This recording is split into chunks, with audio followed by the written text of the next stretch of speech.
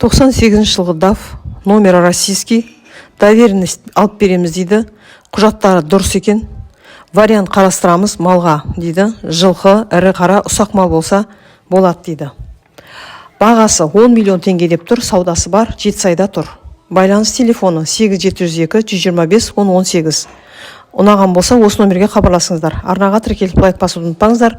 Өздеріңіздің жарнамаларыңыз салдарыңыз келсе, мына телефонға хабарласыңыздар. 8702-910-0705.